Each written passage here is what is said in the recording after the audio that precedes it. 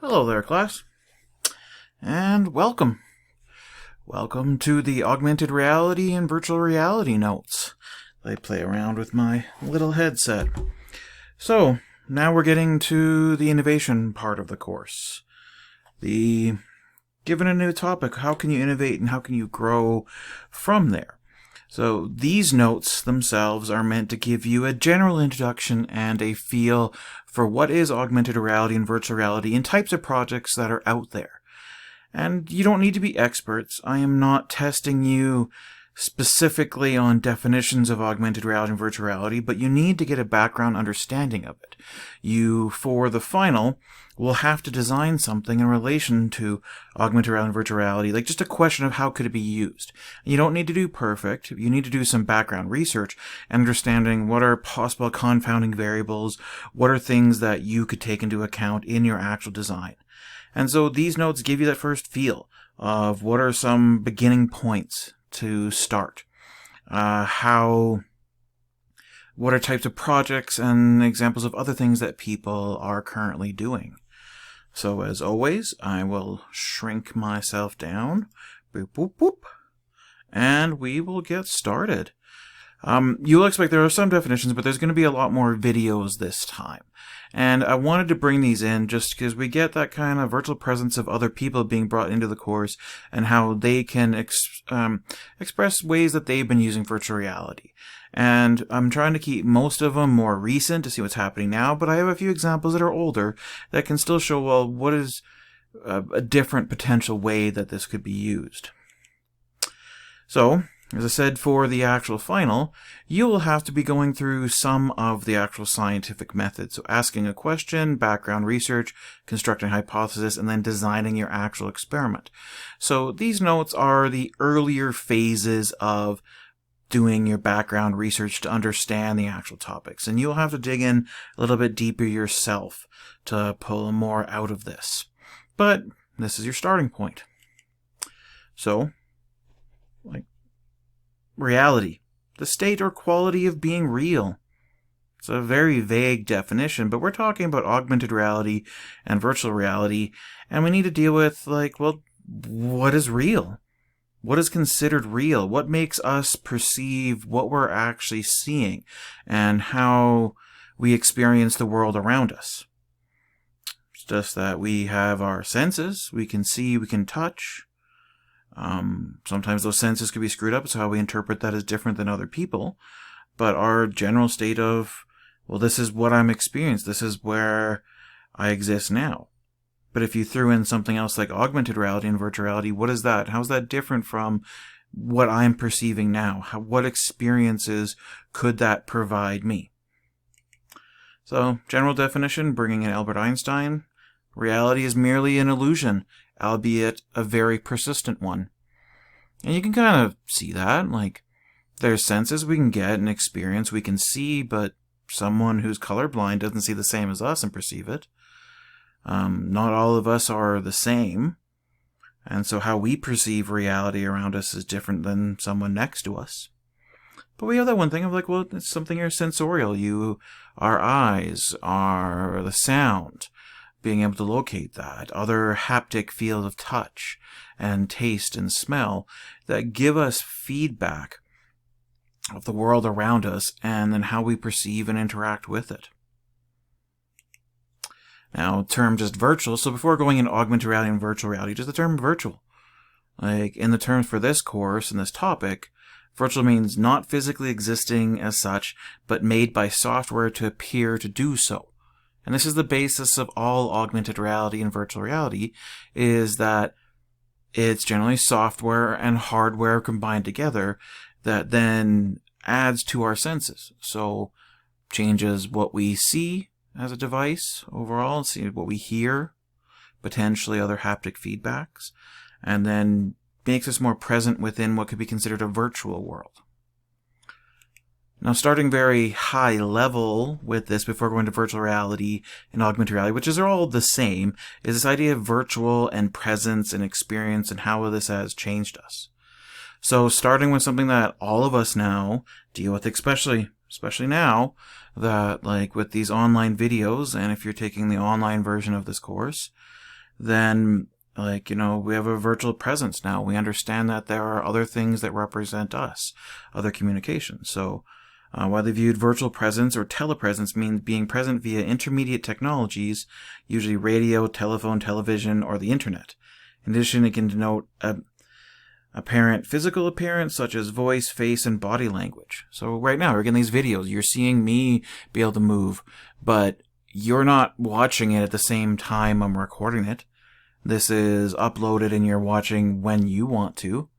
And so I'm leaving this little virtual presence of myself with you to watch at your time. That you have this interaction with that virtual presence. Teacher on the other side is I'm recording these videos now and I don't see or interact with you during that time. So you're seeing that first virtual presence. But other things like Facebook, social media, your email, radio, phones, it's all this other telepresence that you are present and being in a state, but at a different location based upon technology and like time and what it actually affords you. And so you have to think of that first one, and you're aware of that making your decisions. A lot of people that are younger now are told, like, well, how do you manage your social media? Do you not have it at all? What's your online presence? You go for a job and you're told to be concerned about what you're presenting online because you're leaving this virtual presence of information online about you that other people get a feel for. That even sometimes people will search for you to find out information about you before they've even physically met you in person. And so we know we got this trace and this feel of that virtual world and that importance of how it changes us and how we start reacting with it. And this leads up to something that seems more persistent. Most times you wouldn't think of this kind of interaction because, well, you don't feel that same physical tie into that world and it feels separate from your physical body and experiences, but you're still leaving these digital traces out there. So, virtual presence, more narrowly, the term virtual presence denotes presence on the World Wide Web located by URLs. People who are browsing websites are considered to be virtually present at that web location. Right now, if you're watching this on YouTube or through the Blackboard and you're watching the video, you're present watching that, and I've left this previous memory of myself virtually for you to watch this video. First, virtual presence is a social software in the sense that people meet on the web by chance or intentionally. The ubiquitous in the web space communicate transfers between patterns from real world and virtual worlds to the web. And so I'm in RL, or the real world now, and I'm recording this at this time, but then you're watching this at a later time, that could be even in the future, but we're still communicating and interacting. I'm your teacher, you're the student, you're getting some kind of feedback, or maybe you're just watching this, you're not even in the course because it's on YouTube, and you have this kind of interaction, you're leaving, and we'd have some form of communication and some form of virtual presence of myself and for your experiences as well. And that's a high level, and we can go down more where that virtual presence becomes the separation between knowing what is the online web space and what is ourselves. That line starts blurring. It's easy when you're looking at a computer or a monitor or a video to realize, well, that's a physical separate object from myself and I am just watching and perceiving this, versus if other forms of technology were created to overlay or change those actual senses, and that line between the virtual and the real changes, then that virtual presence changes and how you interact and what you could actually do with this. But that idea of being present and in there, and the fact that you have physical equipment to work with, is important. So if you're designing anything like you have to do for the final, you're going to have to take into account, well, what is the hardware you're working with? What is the software you're working with? And what factors and roles that play. But we'll see as we talk through this. So, stepping now deeper, going past just virtual presence, but specifically thinking virtual worlds, and we're slowly taking our steps towards this fully integrated kind of virtual reality world, and something that you can feel more encompassed in is that looking at a Facebook webpage, it doesn't feel like a location to yourself. It doesn't feel like you're leaving something there, but if you had a virtual world instead, so like games or other things that are online that have kind of a graphical feedback that you may still just see on the screen, but that you can interact through an avatar, it still has an effect. So an online virtual world is any online community that takes the form of a computer-based simulated environment through which users can interact with one another and use created objects. And so a lot of people probably experience with games, they've seen other people. And this does happen a lot, but more you now have a world that has some kind of tangible thing you kind of relate to. It could be fantasy-wise, but it seems like there's objects. You can control an avatar to move around with them. You can interact and have objects, and you can communicate with other people that are not just NPC or not AI generated characters, but actual other people, and you have some kind of social interaction with other people through it. You yourself may not personally, some people do this a lot more now, but it is a factor of how some people interact online, and what do they actually do. And so it's a beginning point where sometimes we'll still with the technology, if it's just through a computer screen or through other screens, and you're getting feedback, there still feels like there's a separation, but you feel a little bit more invested in the world, that you can move around within it, and maybe locate yourself and other objects by how it physically looks. But it's still getting one step closer then to virtual reality, where you start having these headsets and other things overall that start blurring that line between, well, what are you seeing and what am I experiencing, and what does your body feel from that, and what can you do with it? So again, within all of these, you generally have an avatar, so it's a graphical representation of the user, or alter ego, or some character that maybe you're able to control. Maybe you see them in third person, that you're the screen and you can see the avatar, or you're looking through the avatar's eyes and you get more of that personal nature. Now, a lot of these will come through massively multiplayer online games, so MMO or MMOGs as the terminology.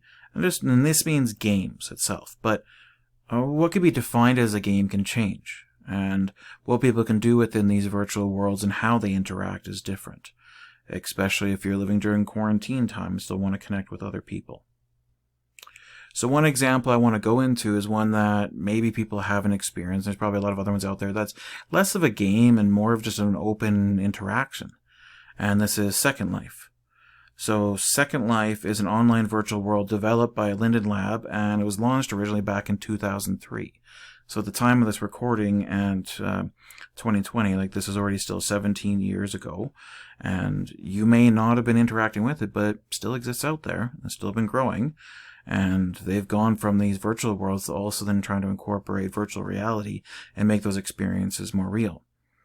But within this world of Second Life, residents can explore the world known as the grid, meet other residents, socialize, participate in individual and group activities, and create and trade virtual property and services with one another. And they have kind of laissez-faire kind of systems here that the credits you have in-game can be translated back and forth to real credit money in the real world. And so there are people who are actually designing digital objects and worlds for people for pay. And they're making money, even when this comes to land and investment in this virtual world. And it's something that's been expanding for quite a while. And Second Life itself, compared to other games, or the virtual environments, I shouldn't call this a game. It's more like a virtual environment is that people can start being creative.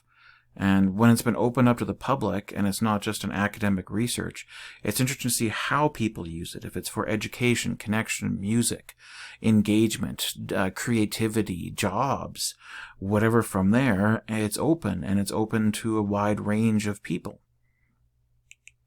So next I have this is a video from the actual Second Life, and you should be really taking this as viewing the different culture, like, really think about what the people are saying and who is speaking and what are they doing. And this is our first video when we lead up to things for virtual reality. You want to take into account, like right now, if there's questions that are popping into your head of like, oh, how could this be used for something else? Like, how could Second Life be used for something else? That's your first steps for trying to innovate and come with an idea and getting some kind of experience. Second Life is my main income. Anyone can create anything. That's the whole draw for me. People who have no idea that they are creative come into Second Life and find out that they can make things. So, Zach, you are the king of magic in Second Life. My character was going to be a wizard. I started making spells for him to use. You're not limited in what you're allowed to do. You can do nearly anything. I make dresses that are rather difficult to make in physical reality. We raise funds to feed children in Kenya. I am the creator of the Mr. Bones Machinima series. We have a band in Second Life and it's called Engrama. I use Second Life for virtual time travel. We recreated Berlin during the 1920s. You can learn a lot about the Weimar Republic era by reliving it. This is a National Science Foundation educational grant. The avatar represents who I really feel inside. Created in real life, this art takes its own personality in Second Life. Our focus really has been on Second Life just because there's so much fun stuff that we can make. I had to keep creating. I can't not create. When I first heard about Second Life, that was the fit for my project because of how immersive it is. To see it progress from the raw idea to completion is just a fantastic experience. I don't think that magic ever disappears.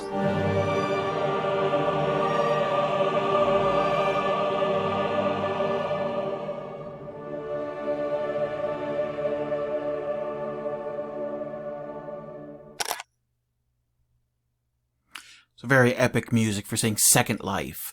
But more the point of what you see there, people are using it for education where they could recreate different time periods, and instead of just watching videos and reading about it, you could also go into it and interact with things in different ways. People are creating things on life. They were doing more with it. And a lot of the pictures that you should see, that you can see there, your computer screens kind of feedback, and you're getting that first virtual online presence, but more with a world you can interact with and more feedback. And there's a few cases you could see in there where you could see that people are moving their heads and they were wearing actual virtual reality headsets. And so that starts blurring that line between just looking at a screen to being, well, this is all that I see. And as I move my head, I am seeing different things within the actual world. And there's less of that screen kind of separation. And some of my natural instincts just start kicking in. So first beginning point, what could you do if you had that virtual world and people could interact socially? What could you do with it? Now, before I go on, I can't, let's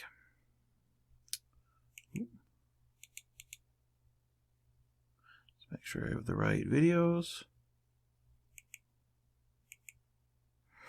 I want to just incorporate like a little video about AR, VR, and overview. These days, we spend a lot of time looking at screens. Computers, smartphones, and televisions are a big part of our lives. They're how we get most of our news, use social media, watch movies, and more. Virtual reality and augmented reality are two technologies changing the way we use screens, creating new and exciting interactive experiences.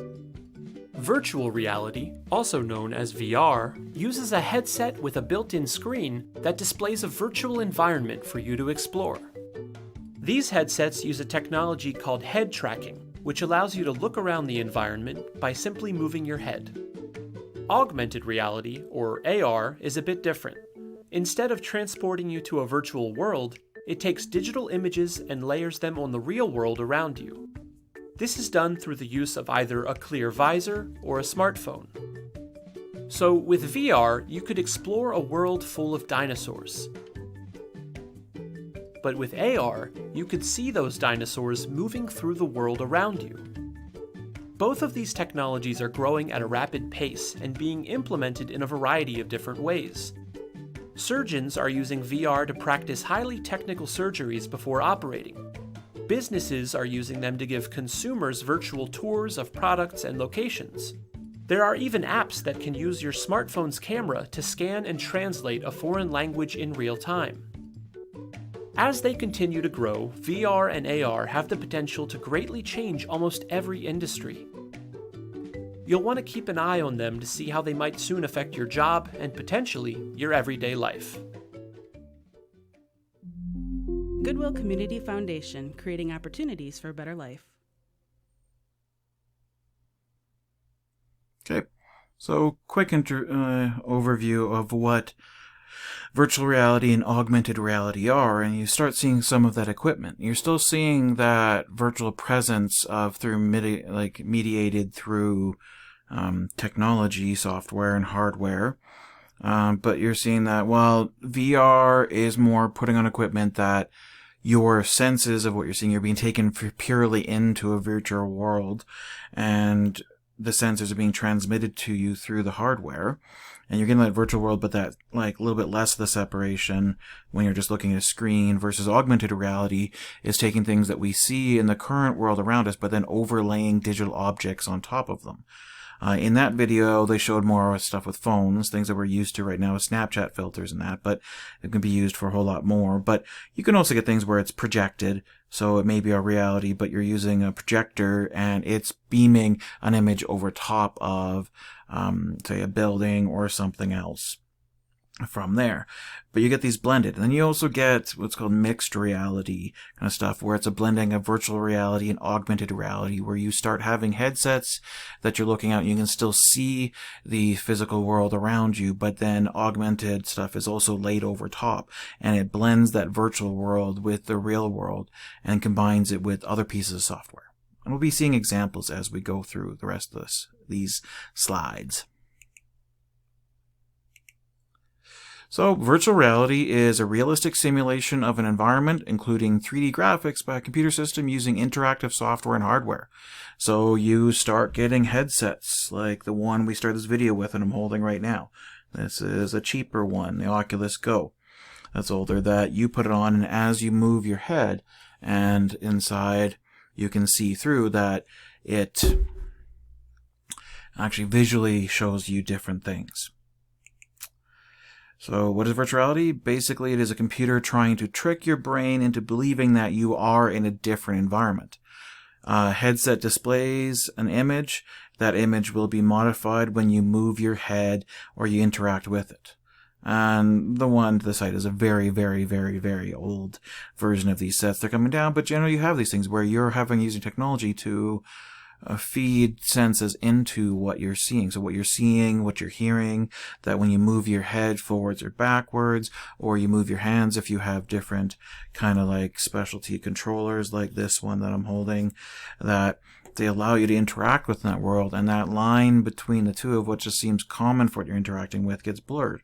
And then you can go from where you physically are present now and be transported into a virtual world that you can then interact through other software. And if this is a shared virtual world, you can then interact with other people and do other things, what's mitigated by the design of the actual software itself. So a lot of the ones you'll see now are kind of like these ones that are up on the screen. You can see the one woman that she's wearing like the Oculus Go, and you can see the other individual that they have more like the handsets that's a little bit more advanced. And generally nowadays they're starting to be standalone devices, but the best quality ones are generally headsets that are still connected to a computer or some other kind of sources. But they start providing things that there's built-in speakers that you can see. One, he's got actual like better headsets from here. These here actually have a speaker that's near the ear and it's 360 sound. So if you're moving your head in the virtual world and something was to your left, you'll still hear it coming from that direction, and you can interact like it's that actual real world itself. Versus, once again, augmented reality, which is superimposing like digital elements over top of physical things. And a lot of times you'd have seen this nowadays with phones becoming more powerful, that as you aim them and you can see digital objects or other things or make changes with what you're working on. And you'll see some examples coming up. Now, examples of more powerful augmented reality is things like the Microsoft HoloLens, which is a headset that you actually wear and you can see through, but it interacts and knows more about the world with you. So it's a little bit more of the mixed realities, and something that you may not have had as much interaction with. So this next video here it's a promo video for what's called the HoloLens 2, the newest one that came out just last February. But I still want you to it shows you a few examples, and I have some more after this. And this is just to give you a feel for what is augmented reality beyond just what I'm used to seeing for Snapchat filters or any other filters.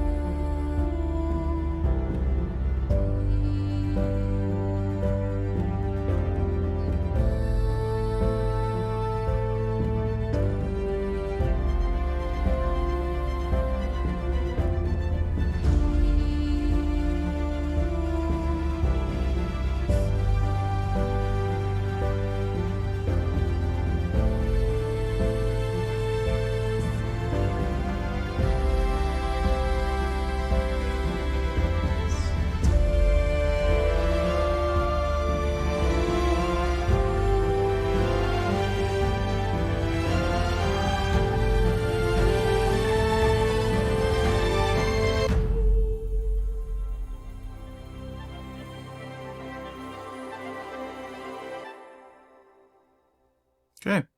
So again, that's not the only device that you can use to do augmented reality. So it's phones or other things, anything that's going to superimpose that. It's just one example of a more advanced one as headsets come out and as other companies engage with this. Now, this video here is another one with the Microsoft HoloLens, but using some other uses, especially in relation to education. So again, I'm just trying to give you more of a feel of how augmented reality stuff or virtual reality stuff could be used.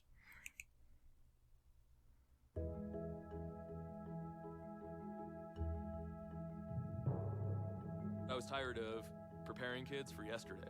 We were always preparing kids for this world that didn't really exist anymore and that wasn't going to exist when they graduated. And I wanted to get my kids to the point where they could actually build the future. We've seen a fundamental shift already in how a lot of educational resources are being delivered. We've seen a shift from print books through to ebooks. And I think the next evolution of that is from books to mixed reality. As I started preparing my lectures and thinking how I'm going to communicate this to the students, one thing I wished is I had a 3D chalkboard. You actually have all these tools that allow students to generate content for other students, which means that you could have students that are subject matter experts informing the development of experiences to help teach content that they're learning about in their other classes. And that's just amazing. With the HoloLens, our idea for an app was if you didn't have access to all different instruments, you could learn them. I feel like being able to interact with something is what makes you remember it more. I'm a visual learner. I'm someone who learns by experience as opposed to just reading it out of a book. And so having the HoloLens put that visual in front of you makes things much easier. We could use mixed reality for agriculture, science classes, geography. Math would be a big one.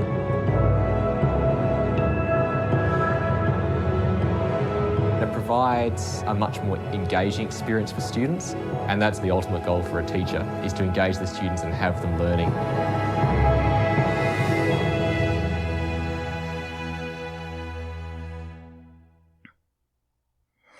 So again, take this with a grain of salt. That is, it is a promotional video for from Microsoft, and there's always good and bad things to everything, and not saying that's the end all from everything, and some people view technology being the cure for everything. Could be problems, but who knows. But the first part for that is really like, what does it open up? That you see a lot of them that are used to hand gestures, but like we're picking up on that. We're used to that now. We're getting some technology. If you're using phones a lot, you're used to things of like knowing, okay, I'm trying to pinch or like make something larger, and we know what that is, and trying to interact with more. But what you saw was that while in front of them became these virtual things that may be hard to physically have everywhere, but with that headset, you can become more creative. How you can become content creators, and it's not someone else making for you, but you can create that content and share that with other people. And well, how does that change then how people can be educated in interaction? What does it actually do? So another example, so still again from Microsoft, but this shows one where they actually were being used. In the last video, some of the screenshot you saw was like from what people were actually seeing, so it was recorded like through the actual HoloLens, and so what you were seeing in those videos was what was really happening in front. So this is still here, a promotional video, but showing, well, what does this do for training in other environments? So this is more a factory industrial environment, and showing another use case possibly for the device. First time I stepped into a cab, I was nervous. I was lost. My first month, it was hard to remember every step, and it was hard to remember where everything goes. One of my best friend's moms literally tells me every single day how proud she is of me, because down here this job is really, really good. I have a 5-year-old, 10-month-old, coming home and saying that, you know, Mommy's not going back to work the next day. That's my biggest fear. Everyone at Packard wants to be successful, but a new employee, it could take you multiple cycles to get up to speed. Every company struggles with training. Products are much more complex, so how do you keep up? We see guides and HoloLens as a great tool to change how adults learn. There's video built in, there's step-by-step instructions that can overlay holographic images, and so when you have in-depth training from an electronic mentor, we believe you'll be up to speed in a compressed time frame. It trains you, because I never done that, and I know how to do it now off the first try. I think it's a really good, useful tool. It was exciting, I don't know. It's super cool. It showed the entire harness going through the door If I took those glasses off, I can't see that running all the way through there. By wearing the glasses, people would feel less pressure on them. From what I've seen from the new hardware, I think it's going to knock it out of the park. Increased field of view is fantastic. Wearability is the other one. You get a much more immersive experience, one that people can use for a longer duration. I don't think there's anything close to this. Using guides on the V2 platform will be really valuable for our business. Since Guides is built on a common platform within Microsoft, we see the ability to leverage things like electronic work instructions, data from our CAD/CAM systems and engineering, integration into our parts manual. I think we're going to use this extensively.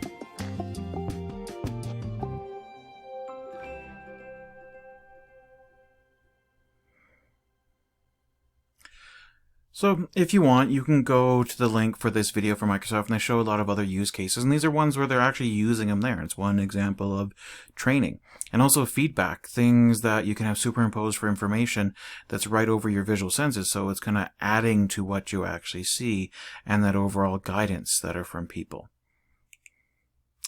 So, AR and VR, the good and the bad and the ugly.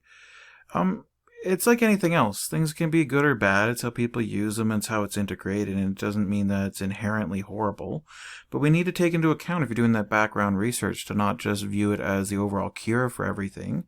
A slight skepticism. And at least know the spectrum of, well, maybe if we ask questions about if it's harmful, and then doing studies about that. Or if it's good and doing studies about that.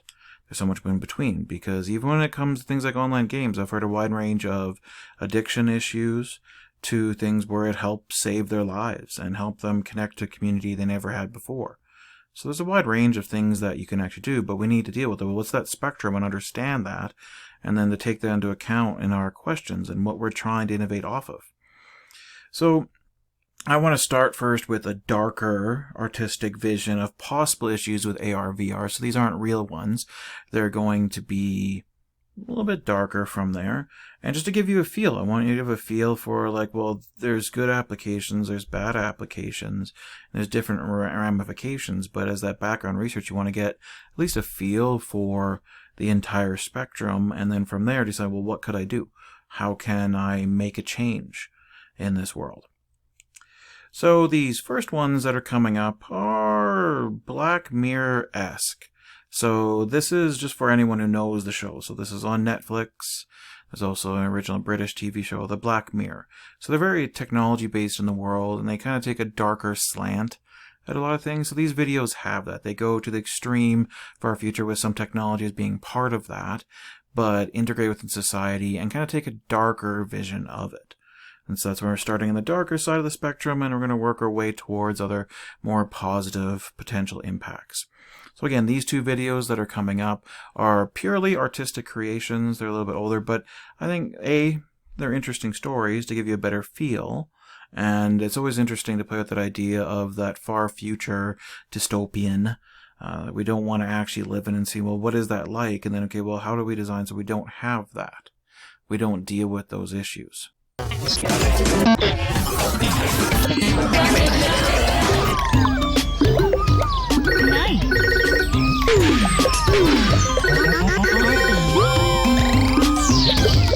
Fantastic. Great. Nice. Great. Más tarde, apúrate si quieres una buena calificación. Voy lo más rápido que puedo. ¿Has pensado en correr? Es saludable y eficiente. Seguro que no hay más trabajos disponibles. Yo estudié para ser profesora y estoy haciendo mercados.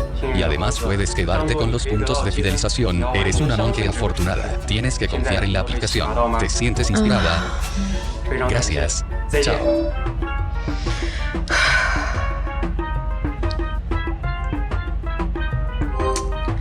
¿Quién soy yo?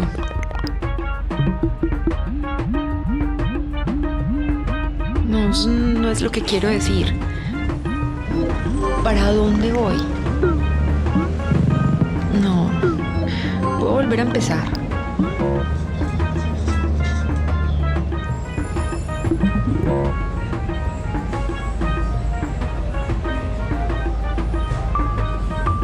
Olvídalo.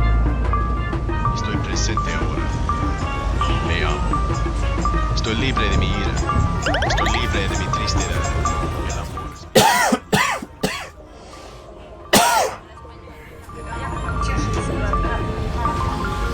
you.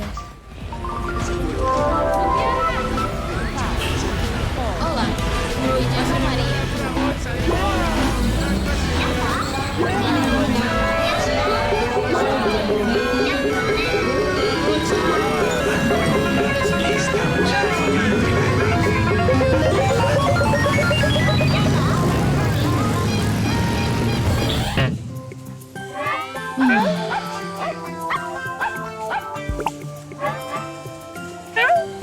Bueno.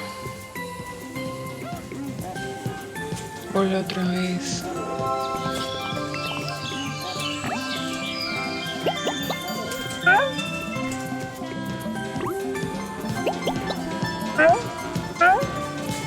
Ay, no, cállate.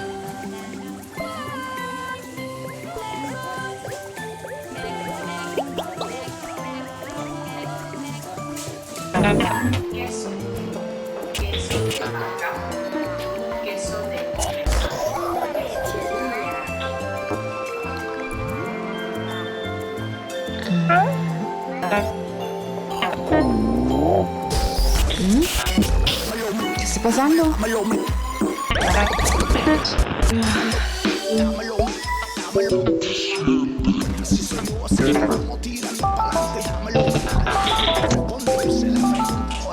Buen día, Emilio. ¿Qué puedo hacer por usted? ¿Qué está pasando? Mis puntos están bien. No se preocupe. Sus puntos están seguros conmigo. ¿Le puedo ayudar en algo más, Emilio? Yo no soy Emilio. Yo soy Juliana Restrepo. Por favor, espere. Hola, Juliana Restrepo. Me alegra verte. ¿Qué puedo hacer por ti? Mis puntos están bien. ¿Qué está pasando? Tranquila, todo está bien. Parece que alguien está intentando vulnerar su cuenta. Por favor, espere mientras reinicio su dispositivo.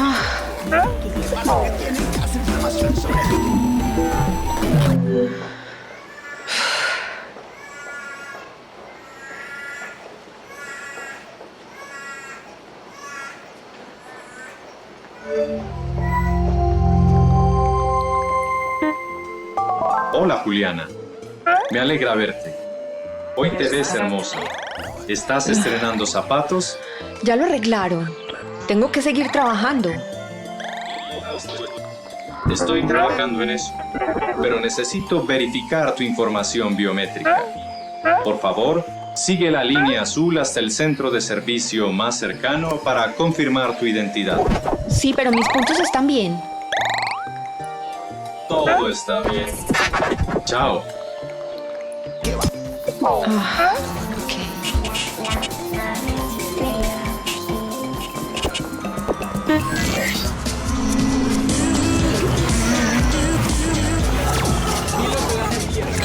¿Qué? ¿Qué es esto? ¿Qué? ¿Qué está pasando? No, mis puntos, mis puntos.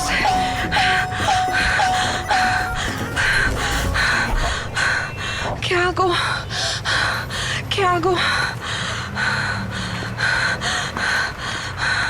¿Qué es eso?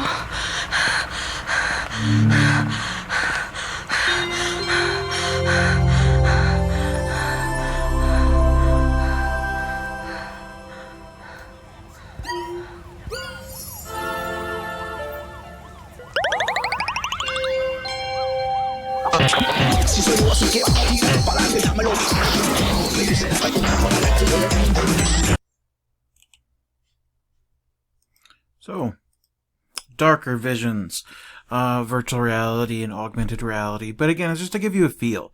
And I do always like bringing an artistic touch to the course and what was produced. That's envisioning those are very dystopian kind of futures, but like it's a basis to begin with and evaluate. It doesn't say that everything you saw is bad, but where could we actually go next? And what could actually be done. So hopefully something happy? Okay. So now to get into some other cases, this is an example of psychology and virtual reality. So branching out on how it's used. So this is older. This is from Stanford, and it's from 2014. And so, you know, at the time of this recording, that's already 6 years ago. And they have a lot of bulky, bigger headsets. And this is a time when a lot more of it was just in research and not so much more in the public sphere. And what you should be aware of is that, well, it's only been 6 years. And how fast the technology has gotten from something you're going to see as a clunky to being a handheld, kind of easier device within 6 years. And where, from another 6 years, where could things be at this time?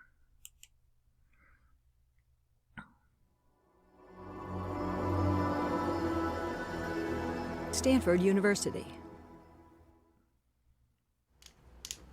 The Virtual Human Interaction Lab is a human subjects lab, so we seek to use virtual reality as a technology to understand how it interacts with the human perceptual system.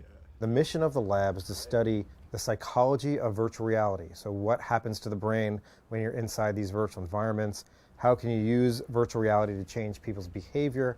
How can you build applications that leverage virtual reality to help change people's attitudes towards the environment, towards health? How can you use virtual reality to make the world a better place? A recent thesis by Eric Brockbank, who did his master's thesis in symbolic systems in the lab, he wanted to ask the question, how do body movements facilitate learning?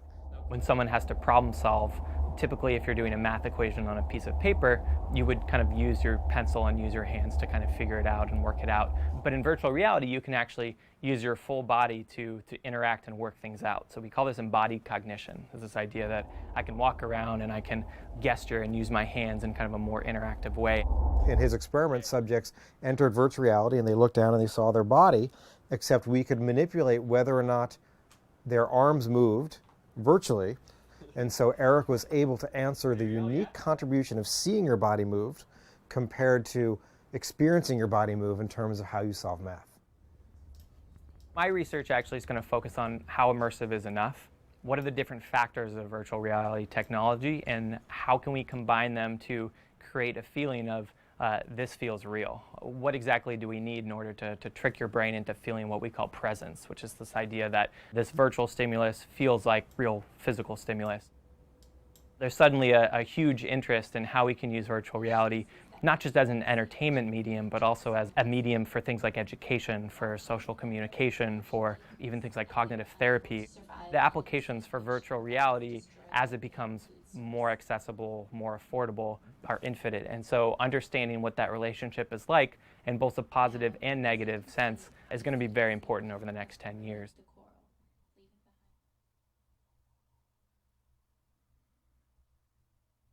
For more, please visit so us a first at science kind stanford.edu. of application of virtual reality and what you can check for. And in that video, you can kind of pick up on a little bit of the cause and effect kind of thing of what they're looking for and that idea of presence. Another thing you can get from this, since this is older, is the fact, again, of being hardware and software and that reality being present in the world and what does that do with people. So with whatever question you're dealing with, you need to worry about what is the software you're using, what is the hardware you're using, what's the quality of what they're seeing. Like, these things are all things that need to be controlled or dealt with. So this video here is, again, an older one. It's a TED Talk, but now we're delving into a realm that's a little bit different. Like, this is from much, much earlier on, and this idea of, well, what is the future news or journalism when you can take people to those places? When we got news beyond just text that we're hearing a word of mouth, but going to visual pictures and video, and what did that do? And what could it do to actually make people experience what's being reported? And what does that do? And so this is one individual that her background is in journalism, and she just had a question of how could she use this. And this isn't much, like really early days of stuff for virtual reality, when it's just going out into public, and her way of innovating and what could be done. And then what did she learn as she went through this process?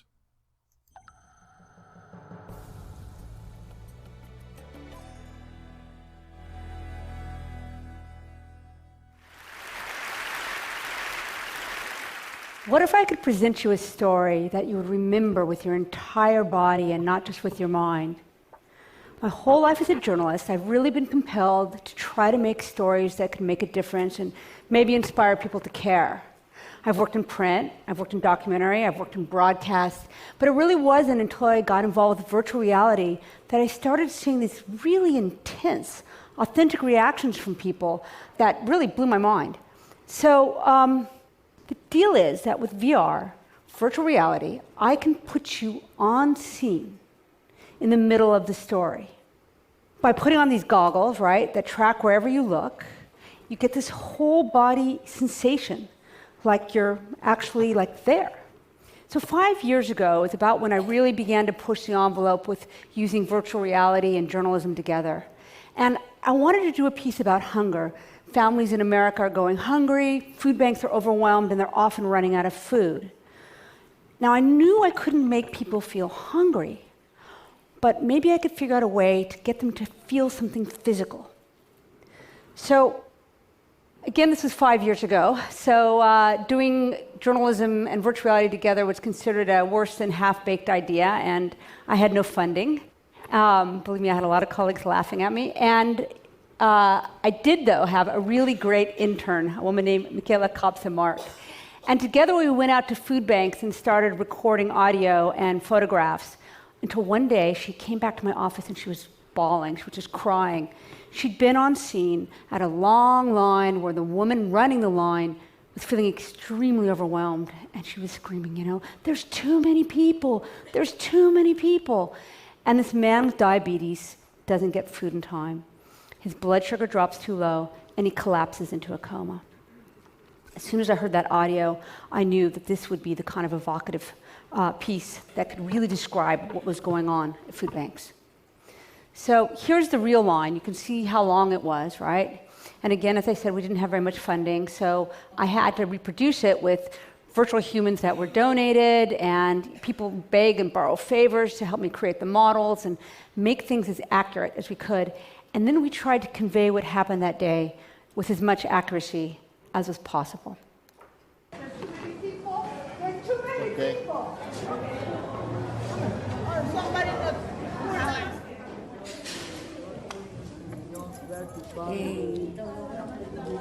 Okay, he's having a seizure. Okay.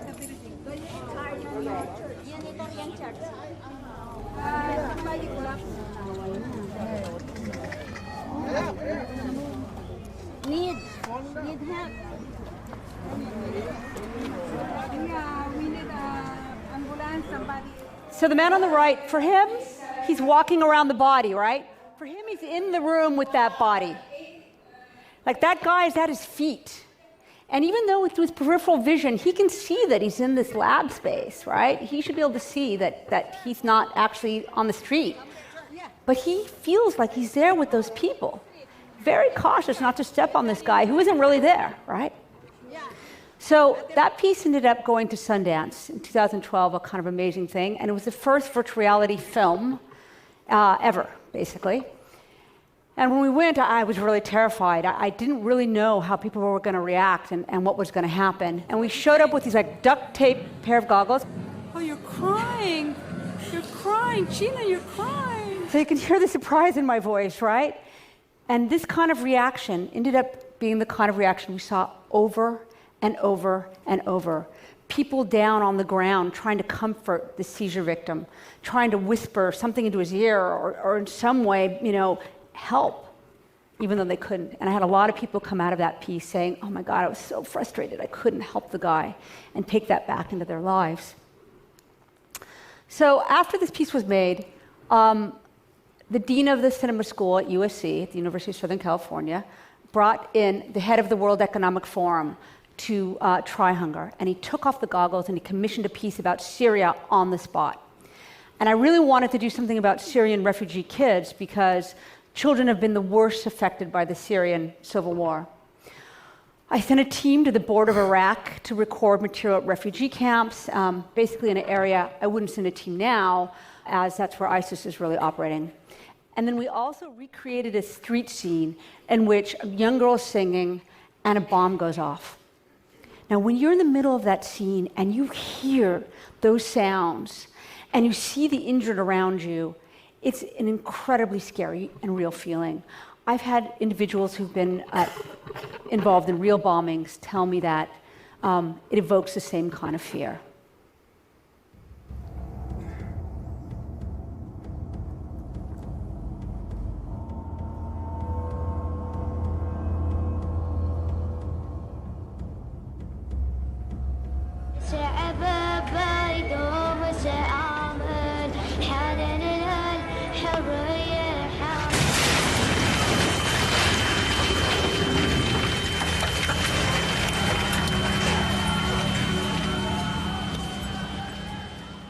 We were then invited to take the piece to the Victoria and Albert Museum in London.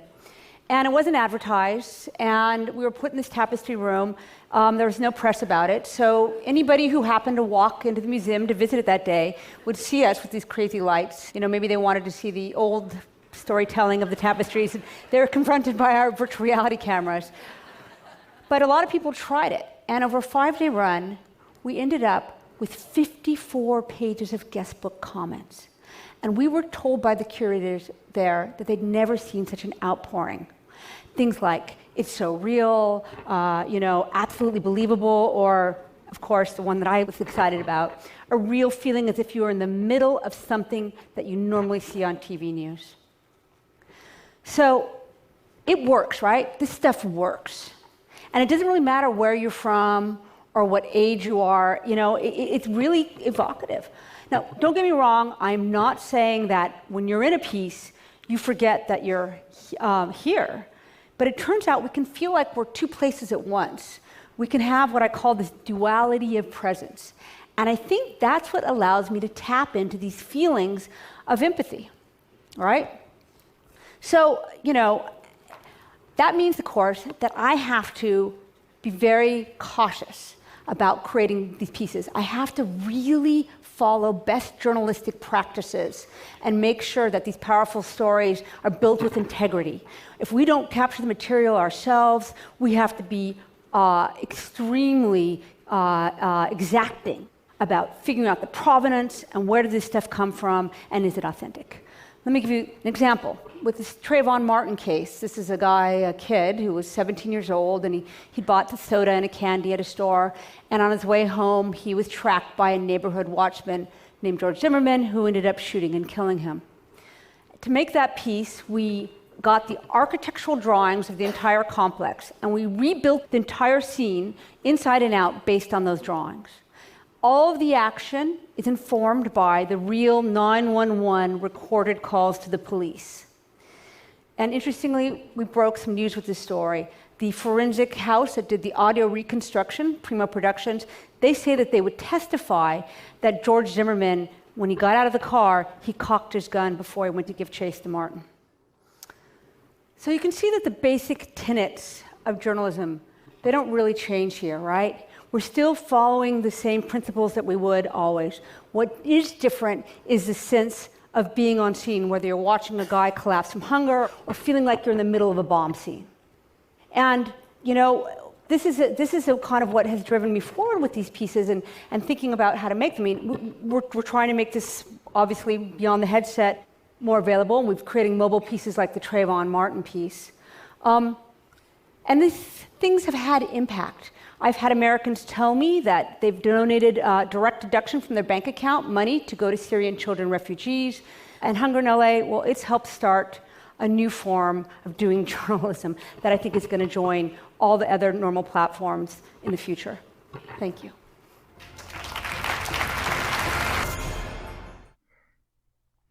So you see that first level of, if you can transport people from the realities that they're in and put them into experiences that have others, what could that do to change perception?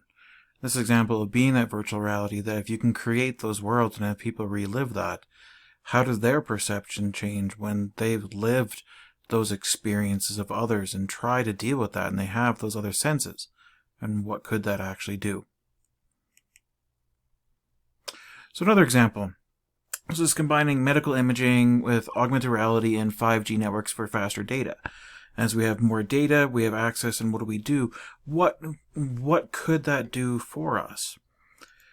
So this, again, as is more of just a product. There's one company trying to sell it, but it's showing other things of, well, how do you combine these together when we start having faster networks to exchange data, and what could that do with augmented reality to enhance someone's skills, especially where there's sometimes been a disconnect between medical imaging and the task you're doing, and trying to look at an image and visualize that over another case.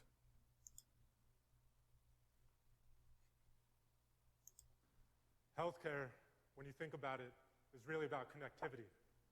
We have the basic human connectivity that exists between the patient and the caregiver, the healer and the healed. That's as old as recorded human history, and probably much older than that.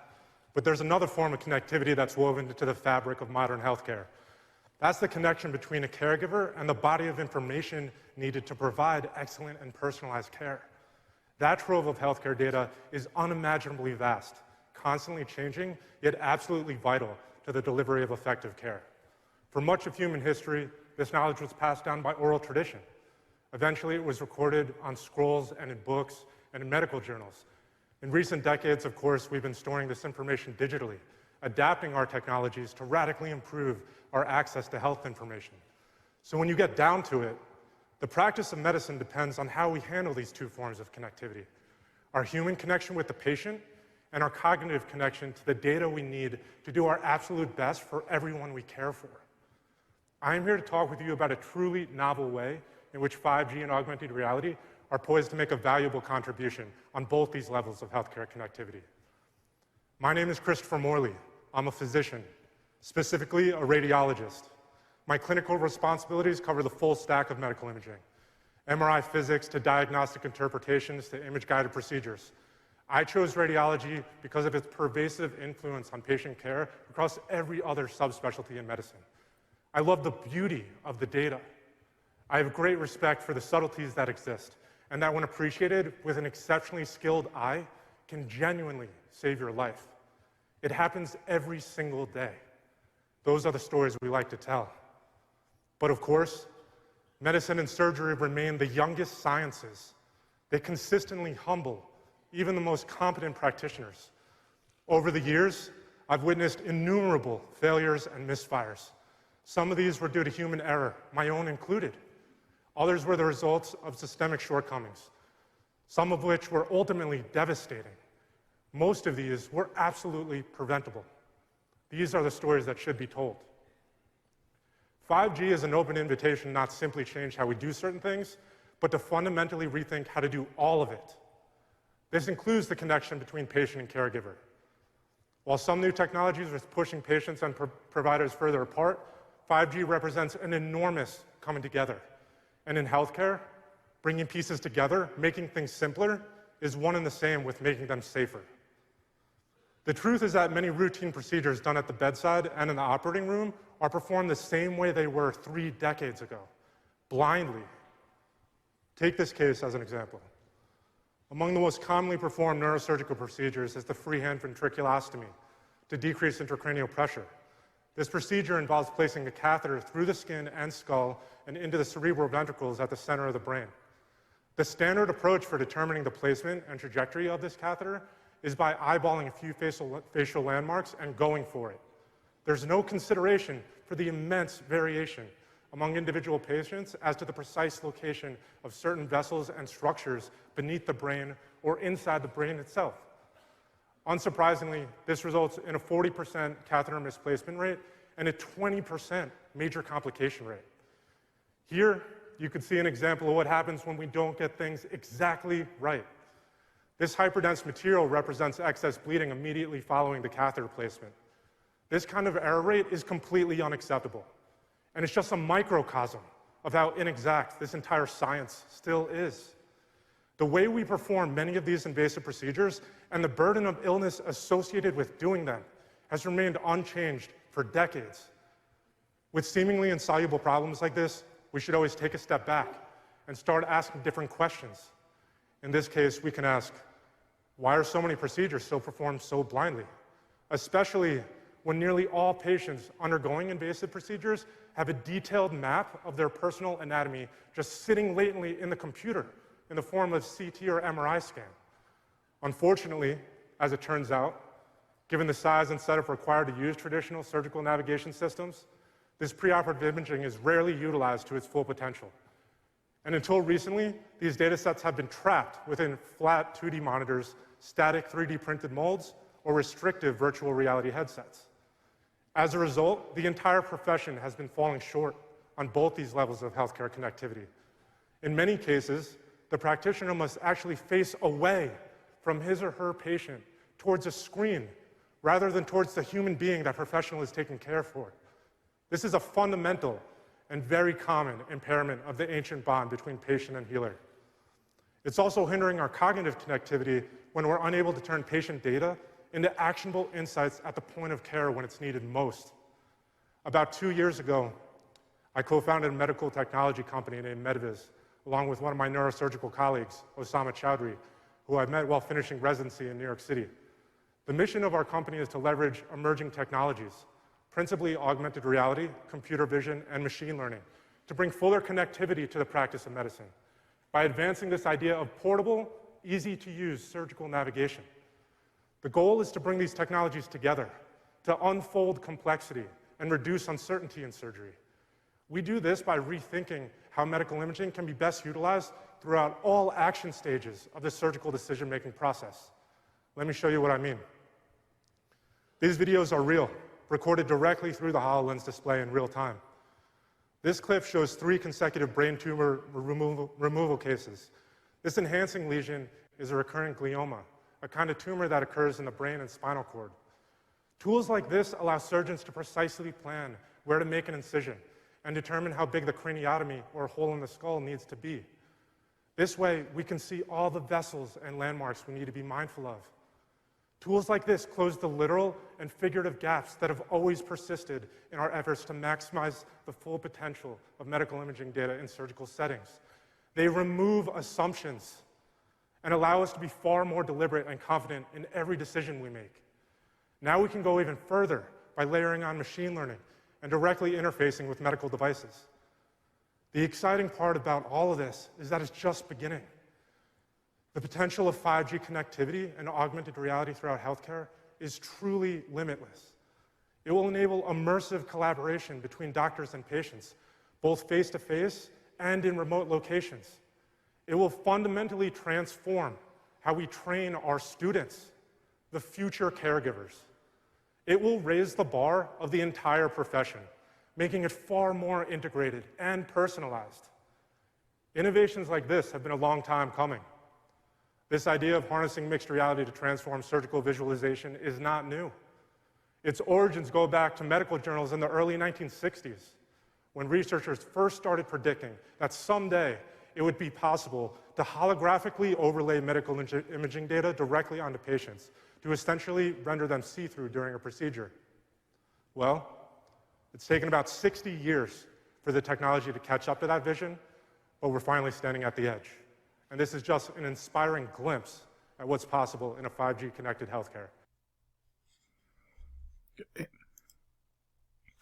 So you have that one example there. Now, not just using virtual reality as a training or augmented reality as training over top, but where it becomes an assisted tool to help deal with an issue of what they've seen before and the cause and effect of lowering cases of improper procedures and giving the doctors access to more information.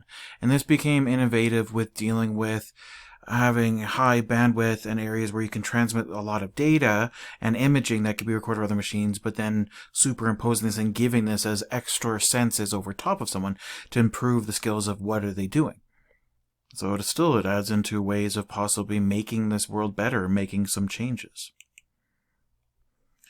So this one here is now dealing with more like sociology related cases of how immersive technologies such as AR, VR will reform the human experience. And this one ties into more. The last one, again, was a reality to add on information on what they're doing. This ties back to what the news reporter was doing of, well, what does it become to be social and using AR, VR to express and deal with these human experiences and immersions and empathy.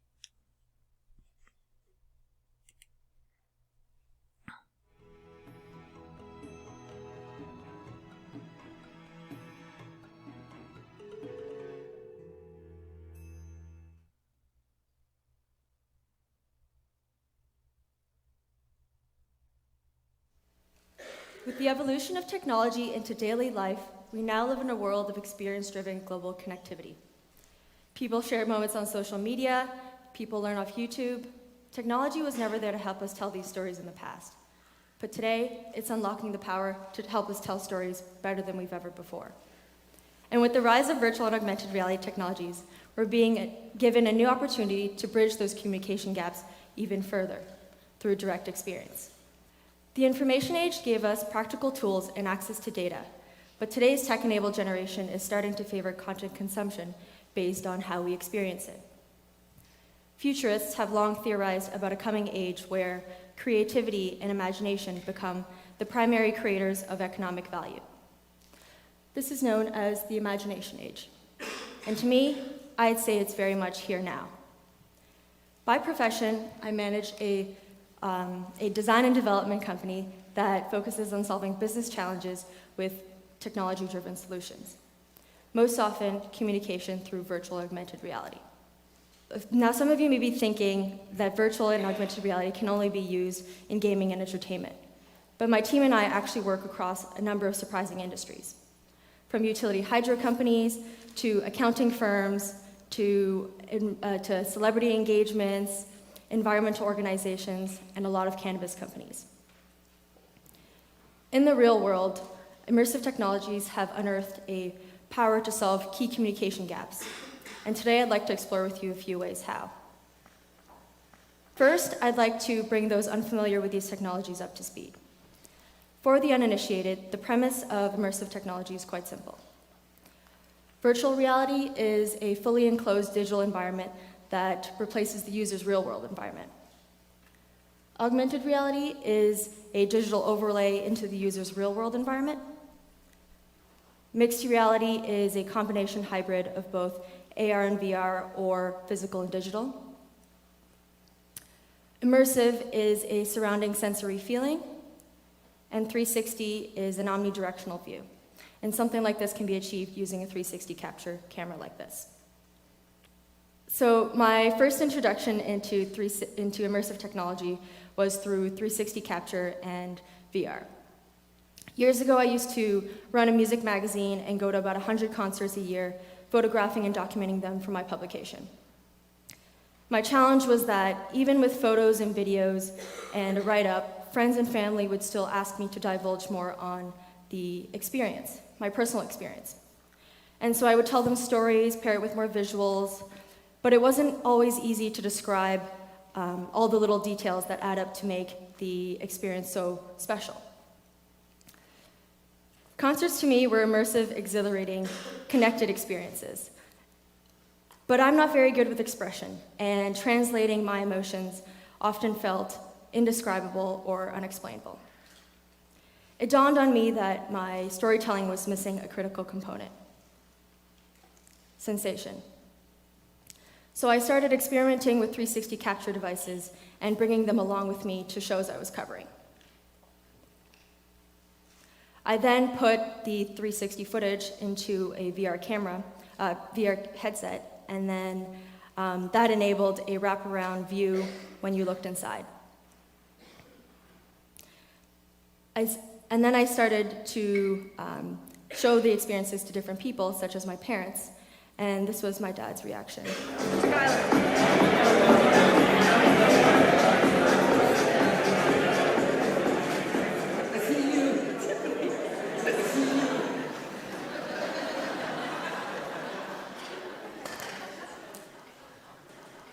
So not only was it their first time experiencing what a music festival was like, but it allowed them to live vicariously and visually through my own personal experience.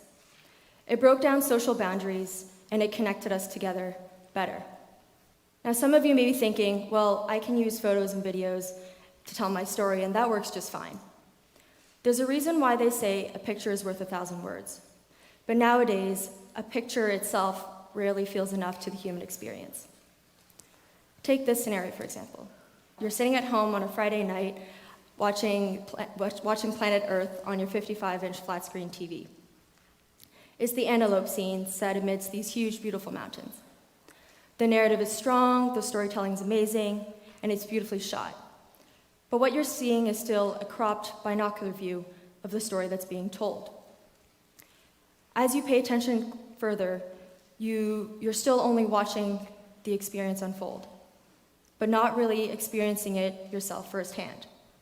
You don't feel the fear of being on that field alone. You don't feel the thrill of watching the animals pass you by so closely. You understand the scale, but you can't quite absorb how truly immense the landscape is.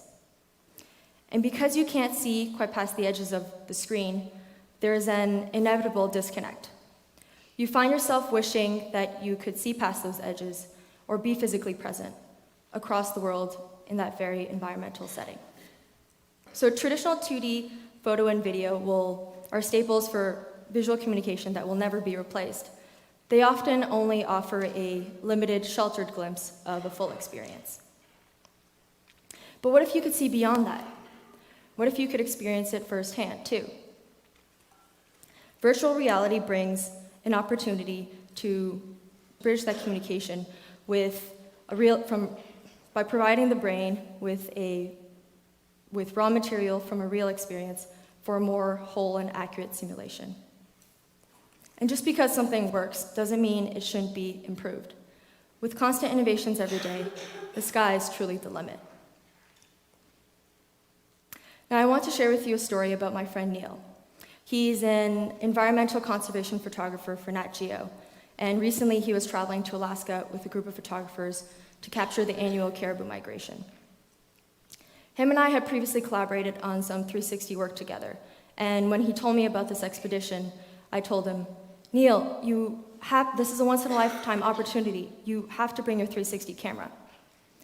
Stubborn and traditional as he is, he didn't. You see, Trump had recently approved to open up these long protected lands for oil drilling. I'd like to point out this orange area on the map here. 200,000 porcupine caribou heavily rely on these lands every year for food, protection, and birthing of their young. But with the takeover, they'll be pushed out of their calving grounds and risk dying off. So a few weeks later, the group came home with some pretty beautiful images. I love this one. But I still can't help but feel a little removed and distant from the story beneath the beauty. Now imagine this. If you could all just close your eyes with me for a minute. So imagine, one day you put on a VR headset and you're instantly transported to Alaska in the Arctic refuge, standing in the very spot where that last image was shot. You look around and you're the only one present. It's very quiet. You look for any signs of life, but all you see is sheer landscape within landscape. You start to make your way around, and suddenly you see a caribou herd making their way towards you, about 10 kilometers away. You sit and wait patiently and remain out of their way. And moments later, they pass you by, and you're nearly caught on the sidelines of their journey. Fast forward, you then find yourself standing beside a river path. On the other side, there's another caribou herd crossing through. You experience a once-in-a-lifetime deep moment within the Arctic refuge, and then remove the headset. Now open your eyes. So as pictures are worth 1,000 words, immersive mediums like VR and AR can be worth 1,000 pictures and videos. And that exponential power is one of the reasons why I love immersive experiences. In the nonprofit space, we're seeing a lot of opportunity for this technology to be used as an empathy tool for raising awareness, fundraising, education, storytelling mission, goals, outcomes. If I were to ask you what's your favorite NGO or nonprofit, chances are the answer you'd give me is because of 1, a personal connection you have, or 2, an emotional connection you built through learning the organization's story or mission. If they didn't affect you personally, it's because you developed feelings from learning their story in a compelling and self-motivating way.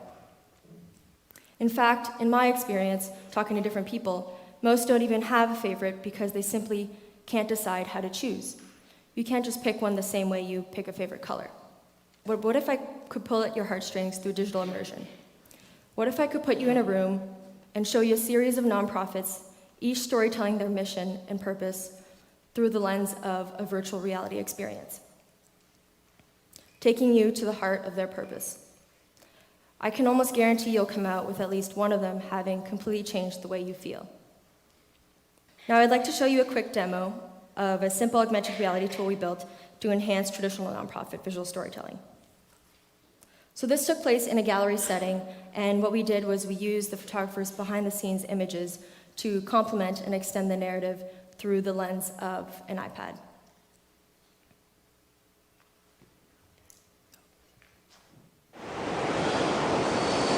Water's coming in on you, Neil, so you know.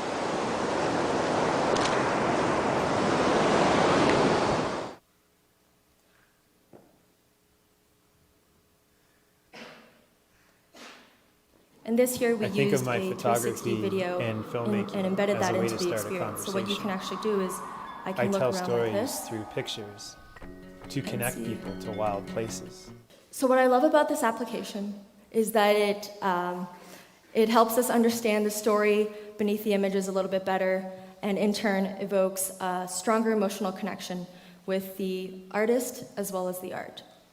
Now I'd like to switch up the topic for a little bit from the nonprofit space to the for-profit space. So for instance, you run a business and you're wondering how you can leverage VR and AR to solve your industry's communication challenges. Let's use cannabis as an example because it's such a hot topic. So for instance, you're a cannabis licensed producer, because that's legal here now in Canada, and your company exhibits at a variety of conferences every year. But all you've got is this ordinary booth space that's not really drawing the attention and crowd that you want. And competition is higher than ever. There's just so many growers. But back at the home base, you've got these magnificent grow facilities and top quality production happening.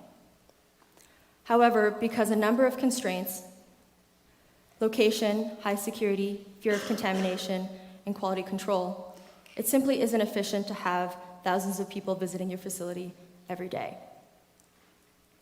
This was a real-life scenario our company faced with a client exactly a year ago. And this is a glimpse of the outcome. Here inside our grow rooms, we have created the perfect climate to grow the perfect plant. Like any flower, there are a few key elements involved. Our technology allows us to accurately monitor and precisely control their environment. So when experiencing this in a VR headset, the 360 panorama wraps around you and you're placed in the eyes of the camera. What this does is enable a sensation of feeling like you're actually transported to the facility, nestled within all those plants. So regardless of your physical location, whether you're at home or at a conference or anywhere else, you can use a portable VR headset and virtually experience that very walkthrough tour in just a span of 3 minutes, as if you were really there too. Now, not only is this a great visual and educational accessible tool for consumers, it also is a great investor experience as well as HR training experience for new hires who are potentially green to the industry or company or facility itself. So you see, immersive technologies have a relatively undiscovered power in the business consumer world. And this is just the tip of the iceberg. Soon we'll start seeing more immersive learning platforms. Let's take a look at another sample of what's possible.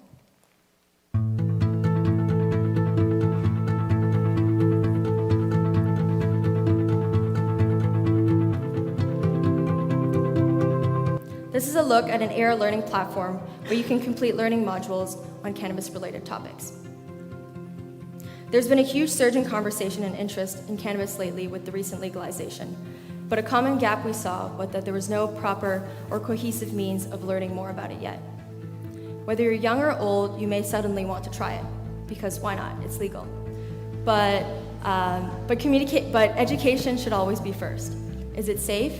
Is it healthy? What are the drawbacks? What's actually happening in my body?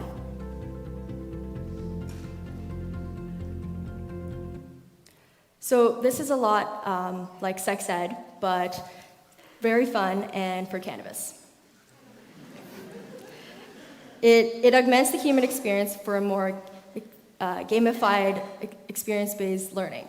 We all know that comprehension from computer-based training is higher than classroom learning.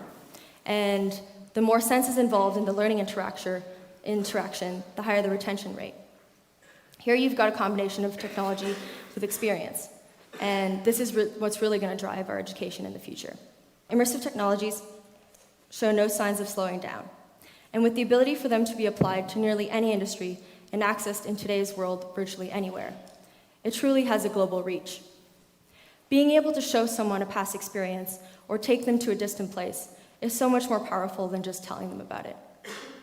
And it's also such a great learning tool too, because we learn better through direct experience. We can now provide our brains with the raw material from a real experience and boost human cognition.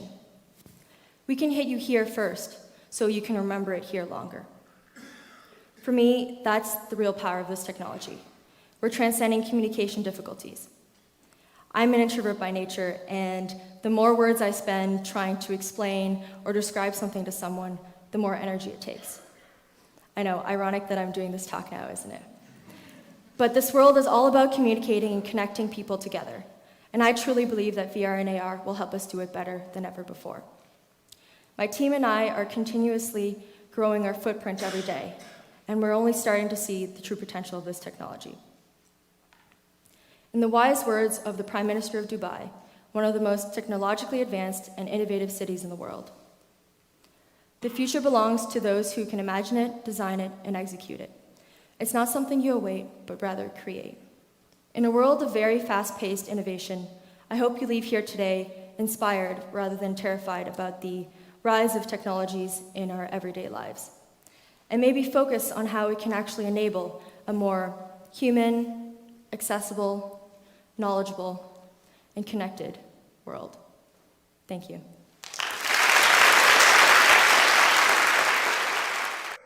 So again, we see another example of a potential way to use it. The previous one with the medical showed how it can enhance people's experience and help them with their work to do it better, with more information superimposed, a more natural way of dealing with it. This here talks kind of like what the news reporter is talking about, that experience of what can it mean to make it more meaningful and connected to what you're actually doing, from outreach programs to just even general business applications.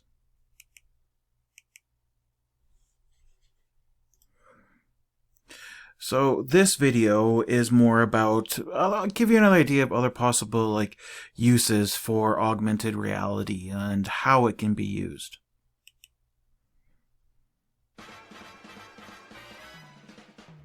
In 2019, augmented reality, AR, is headed for exponential growth.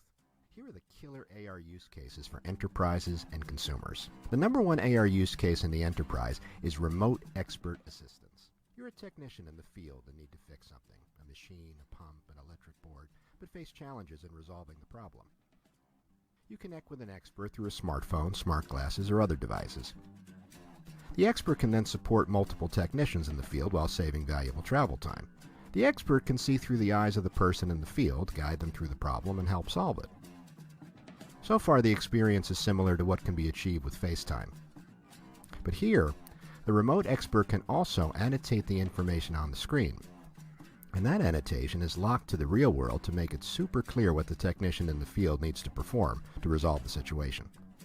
This is an implementation by Scope AR at Caterpillar, and similar use cases have been adopted by hundreds of corporations for controlling systems and supervision, field maintenance work for plumbing where the remote expert can help guide the person on location, and also for collaborating among teams, such as remote experts assisting designers in the studio for a more efficient production process. The next AR use case is about speeding up logistics processes. UBMax has deployed their smart glasses solution for warehouse picking at hundreds of enterprises, including Samsung. The solution guides the picker to the right aisle, the right shelf, and the right bin to pick an item for shipment.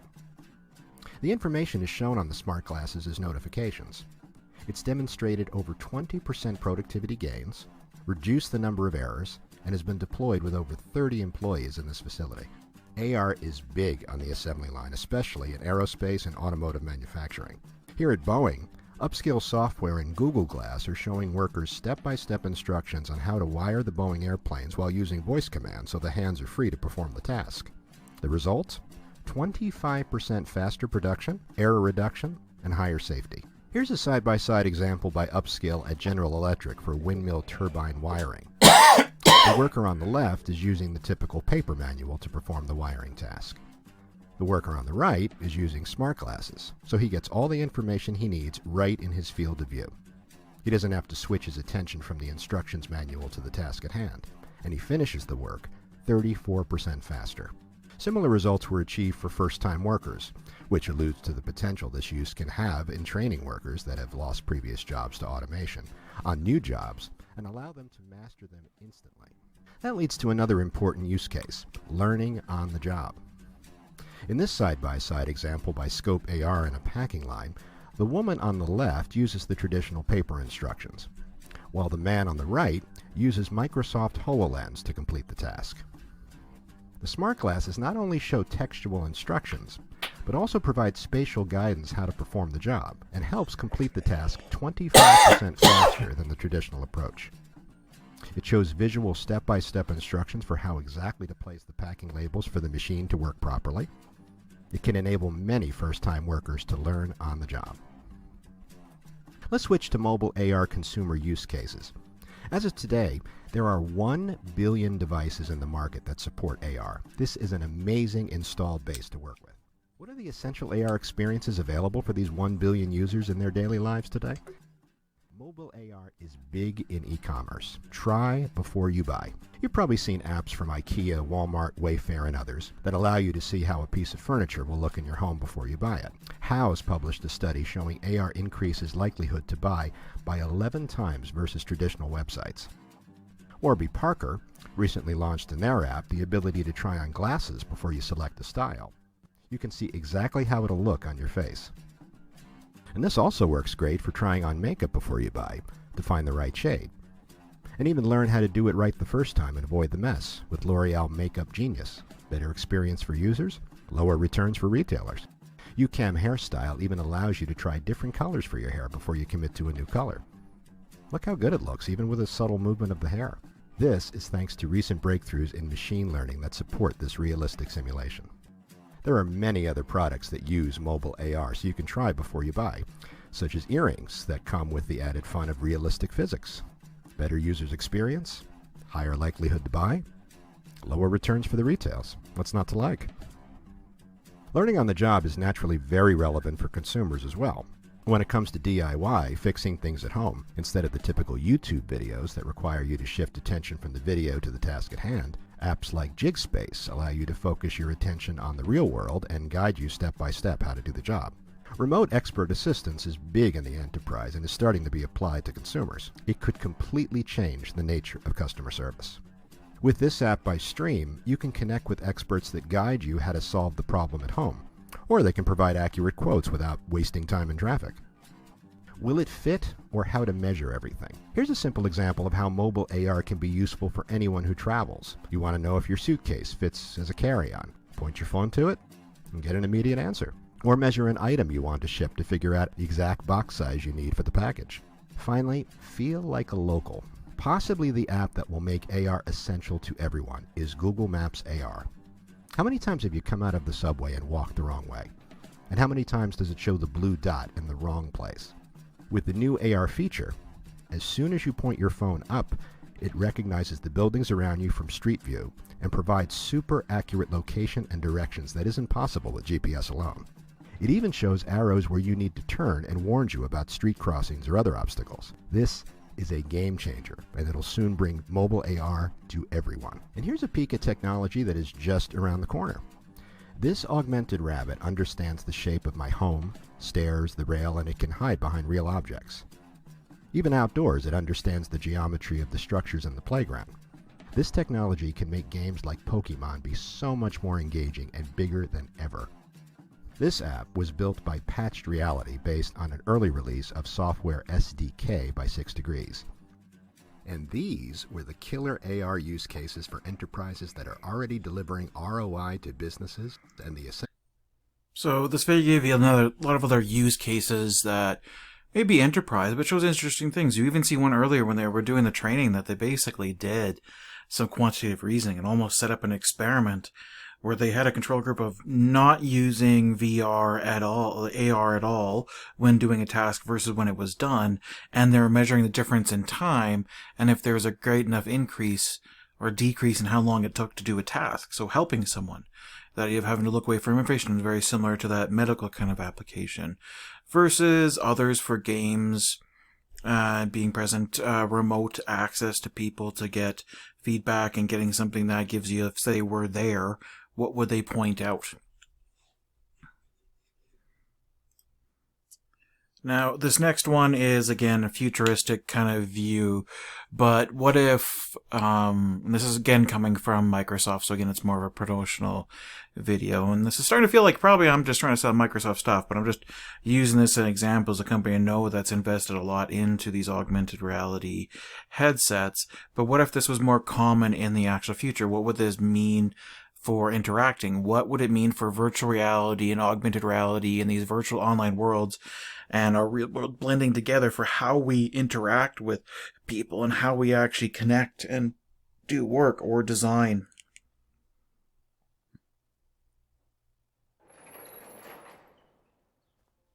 Penny walks in on location. She has to set up the space for a product unveil for a group of clients. Enter Microsoft HoloLens, the world's first untethered holographic computer. The device maps the room in order to construct a digital map of the space, allowing Penny to fill the room with holograms. What you see here is next-generation hand tracking. Penny moves the holograms throughout the room in real time and space. The boxes react using physics-based simulations, just like they would in the real physical world. Sorry, Penny.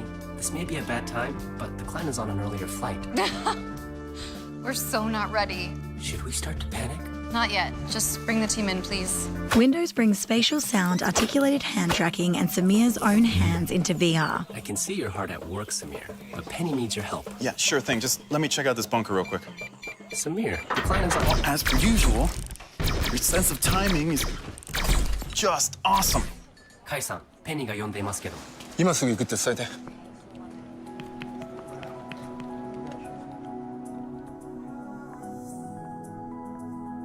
Kai joins the conversation as a hologram. Samir also appears as a 3D avatar, which he scanned himself using his phone. Cute. I try. So, how's it coming? It's not. This is the flagship store. It's gotta be unforgettable. Yeah. Not exactly blowing my hair back. Yeah, the space is driving me nuts. All right. How about a change of scenery? Welcome to Think Club. Imagine the web of the future, where you can draw inspiration from the cloud, in 3 dimensions and all around you. Some inspiration, please. Namaste. These bots help them interface with businesses. This one helps them find amazing 3D assets. Inspiration comes from the most unfamiliar places. I made you, you are now made. Kai uses a pen and Samir uses a specialized controller in order for them both to manipulate and design the 3D creation. The team forgets that they are not together physically as they continue collaborating on the design. Penny picks up the eyedropper to grab a color from the physical ceiling in order to make things feel more anchored.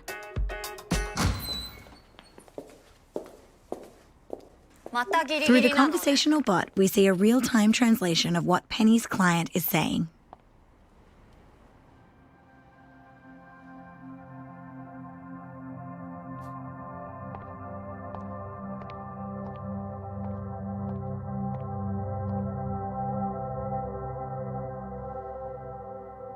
Impressive. That went well.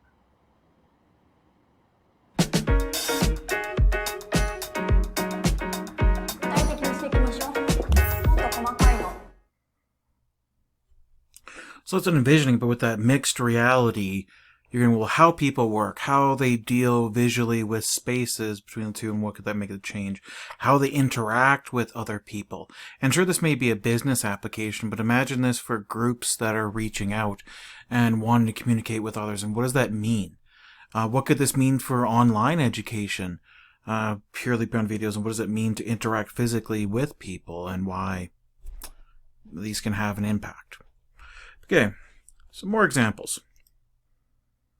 So the next one is more going into an indigenous culture background, a little bit of art way, but it's imagining if Toronto were reclaimed by nature and creating this different virtual world that then people can experience. So this, again, changed from the last application of enhancing what you're doing for tasks, but more giving someone an experience, a different lived experience, and what would this mean to be able to envision? But also, what does this mean for indigenous creators to create a future for seeing not just indigenous cultures as if they were in the past, but what it could be in the actual future, and telling these stories that become important.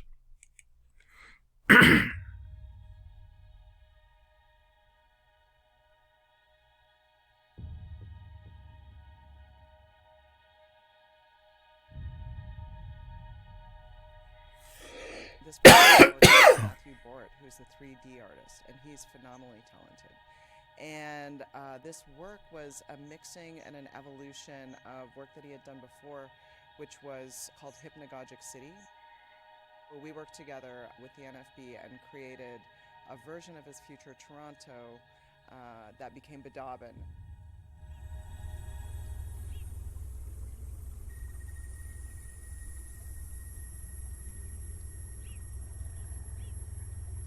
Badabin is a VR experience. The heart of this work is an imagining of a future Toronto where all the elements of nature have sort of come back in.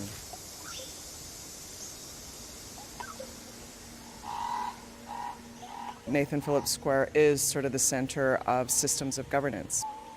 It is a kind of reflection on the systems that we govern ourselves by and a bit of a questioning of it. Given that half of Canada's population that's Indigenous lives within cities, and I've always lived within cities, I was just like, well, why don't we think of cities as Indigenous? Cities are totally Indigenous, and cities are full of vibrant Indigenous cultures. And so I've centered Badabin in the middle of a city and sort of claimed space in that way. The title Badabin means the first light just before dawn. The three parts of the word actually are about the past and the future colliding to create the present moment. This was important to me because there's a rising tide of Indigenous futurism.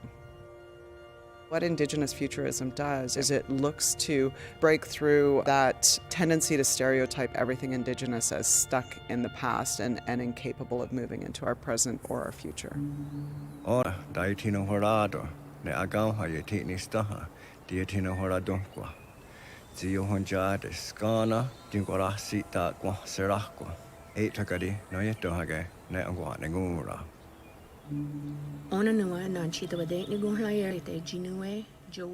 I knew that there would be language in a future Toronto, and I knew that the languages that would be included would be Wendat, Anishinaabemowin, and Ganyangeha, or Mohawk, and that's because those are the languages that have been traditionally spoken here. They have been there for thousands of years, so that the way that they can describe that territory is highly refined. When you dig into the cultures, the thought systems and the philosophies and the ways of looking at the world are so valuable. And what's more, I think they're really needed these days in our world.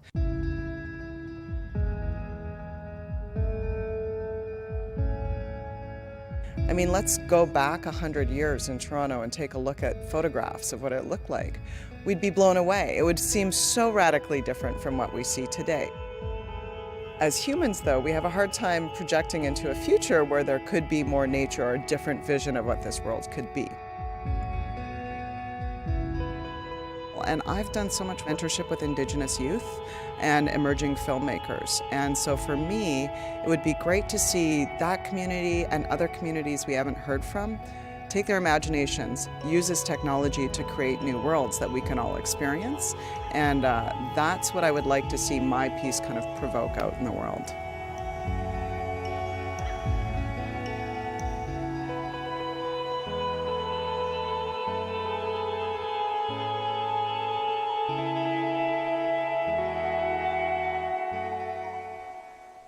Okay.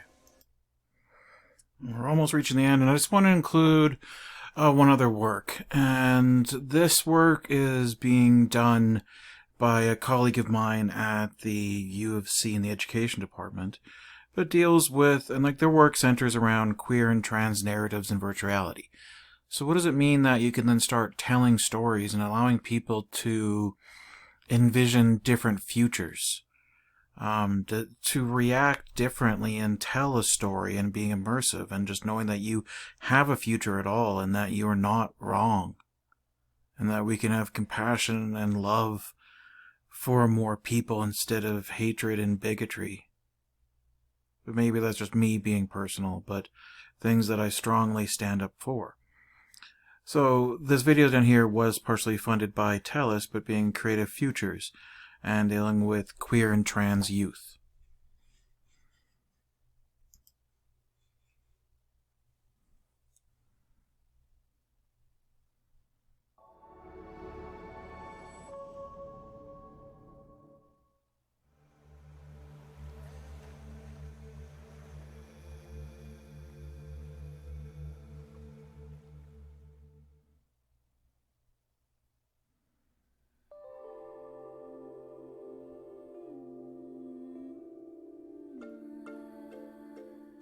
So my name is Levin. I identify as a transmasculine, kind of non-binary person. I like to think of myself as an artist of sorts. And what brought me here really was I was really interested in, one, working in VR because I've never done that before. Two, I'm really interested in talking about gender and sexuality in my artwork. I found this project to be really interesting and I'm really excited about it. My name is Terrence. I go by he, him pronouns and I identify as a trans, masculine, bisexual male. So I'm a musician and an artist and a poet and upcoming activist, I hope. I'm here because I want to present my vision to other youth, especially like trans youth. I think it's really important. My name is Eden. I'm an 18-year-old trans girl. I'm a drag queen and I'm also a mechanic, if you count bodywork on cars, mechanics, and also repairing engines. Honestly, I'm hoping I can inspire other people just be what they want to be without any barriers. I'm working on my porch, my future porch. I just made wheelchair ramp and some stairs because I want this building to be super accessible. Right now, I'm working on my sidewalk on the evil side, making it look all grimy and used, falling apart type stuff, kind of like apocalyptic-ish. So I am working on a cat. The idea is that we're going to make this a little animation. I feel like people view trans people as a threat to heteronormative society. I for sure just didn't even know what the word gay meant until I was in like grade 7, and it was always used in a negative context. With everything I've faced, I've already become stubborn, but I know I'm going to become more stubborn because I still get insults and I still let it get to me. Some media and like how movies portray trans people can be like really confusing for trans youth. Educating people about queer history is really important to me in that sense because it's such a vast, huge history that a lot of people just don't know about. As years go by, it's honestly stop listening to people and only listen to people who care about you. For me personally, when trans people have been like portrayed in movies or in TV shows, they're always sad and they hate themselves and they hate their bodies, and a lot of the time they use the words like, I was born in the wrong body. And for me, and I know other trans people, that's not how it is, and the wrong body isn't the right term, and it's just it's wrong how everyone sees them. It's not what's wrong with them. Here's gender identity, here's sexual orientation. There's a line. But they're, they intersect. But they are at the end of the day like two different things, and I think a lot of people don't realize that. My piece was inspired kind of by the concept of future and having a future, because I just don't generally think about the future a lot. And it was kind of also inspired by feeling like I want the world to be a place that's more open. It's a piece where I'm made like this open porch, so I'm just inviting myself to open to like a collective community, and where that collective community can express however they would like to and be who they are. Well, on my art I have two large pieces of land, kind of a good versus bad kind of deal. One piece of land represents conformity and a lot of barriers and evil and negative energy. And the other piece of land represents freedom and unity and expression and love and togetherness. On one side there's like police cars like guarding a gate so you can't get to the other side. But eventually, if we work as a collective, we will be able to get to the other side. In the past in my life, there's been a lot of times where I feel like I can't escape and that I'm being forced to conform into society, and I don't want that. This piece kind of represents how I have been able to get out of that box and to really become and blossom into a person that I want to become. This entire story is inspired about what happens with transgender people when quite literally just want to go to the bathroom and it's no, you get booed out, no, you can't even go to the bathroom because of the major anxiety, and it raises all these other questions in your head of, am I the only one in this situation? Am I the only person who has to feel like this? And I put a stage in there because this entire art piece of mine is basically inspired by my desire to not have gender binaries, not only on stage, but in general. So like I mentioned, the thoughts you get from going to the bathroom, they all stem into your personal life, and well, this is my personal life. I've always seen people best learn about a situation when it's from someone else's experience. So I'm hoping that my bathroom experience, that people will actually learn about that and, you know, smarten up for the next time rather than do this over and over and over. I guess it's made me feel able to be more open with people.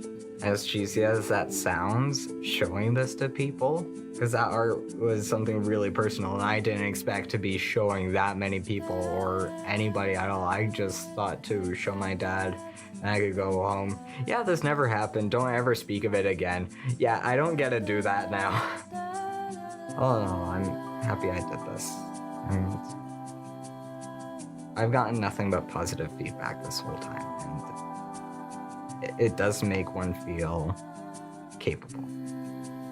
I really hope people will learn a little bit about our lives and in turn take that and apply some of this new knowledge to their lives and the people around them, so that everyone can hopefully have a better experience living in this world, really.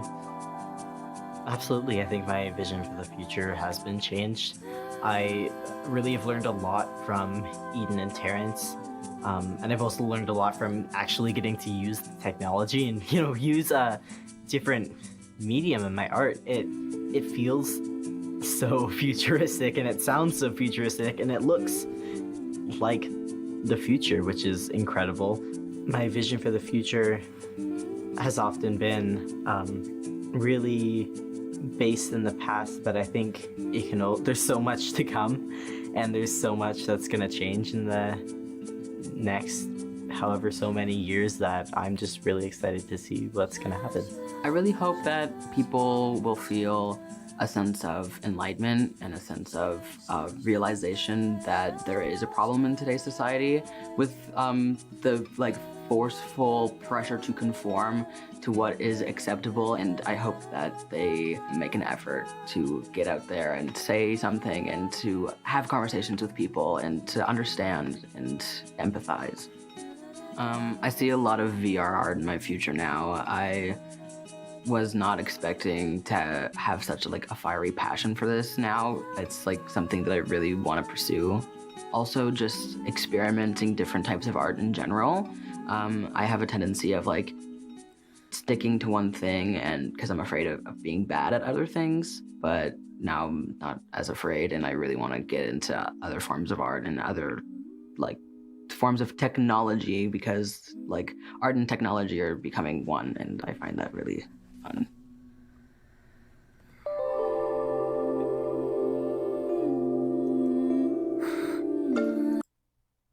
Okay, so this is the end of it.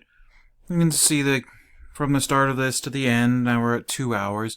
This is just if we had a question of how can we make a change in this world using AR, VR, mixed reality. And I want you to sit and now ponder within this idea of making your own question that refines that original one of how we can make a change, but refine it because that's a very general on how we make a change in the world. There's lots of ways to make changes, and we saw a lot of different examples before this. And so this video and these slides is meant to give you this beginning level of the background research. If you had no experience with it, give you the crash course, 2 hours. Here's some videos, here's some experiences, and hopefully spark something within yourself for what could I do? What are new things? And we all think differently from this. And so what you should be doing now is, well, what is something that is interesting and passionate and personal to you? And what would you come up with? And start doing some background research or just play with this. I'm not expecting perfect projects. I'm expecting you to play, to engage, and to go through this process that may be different from what you're used to. And so do some more background research. Watch other videos. Watch other resources. Delve into more of the science culture of looking at journals and literature reviews to see, well, what is happening within that culture, and then engage and blend both of them together and come to, well, what's your question hypothesis you would have? What is the cause and effect you'd actually be looking at? And how is this measurable?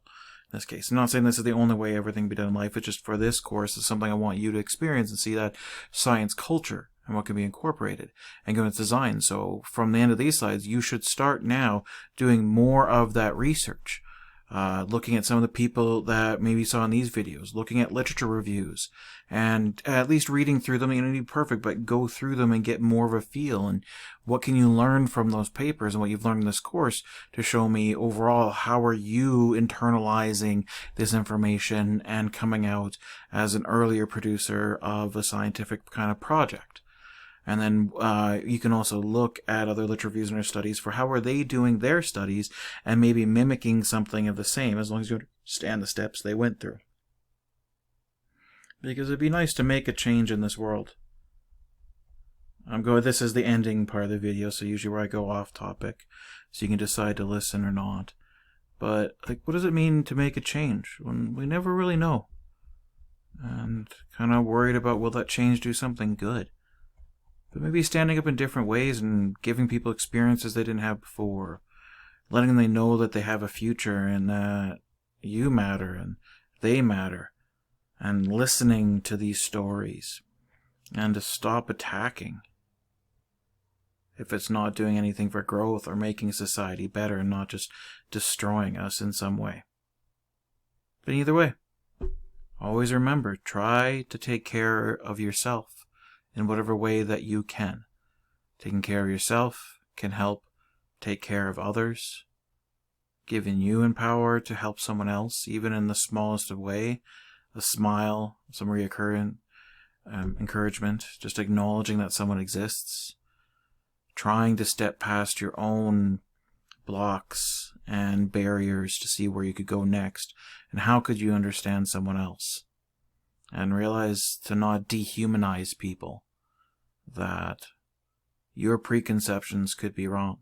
And that's one of the biggest things I've had to learn as a teacher, of what I envision as my side of the room as a teacher. What does it mean that could be happening to a student? And you never know. And I'd always hope for the best. Hopefully. Otherwise, I hope you're doing well, and as we reach the end of the main content for this course, and as things wrap up.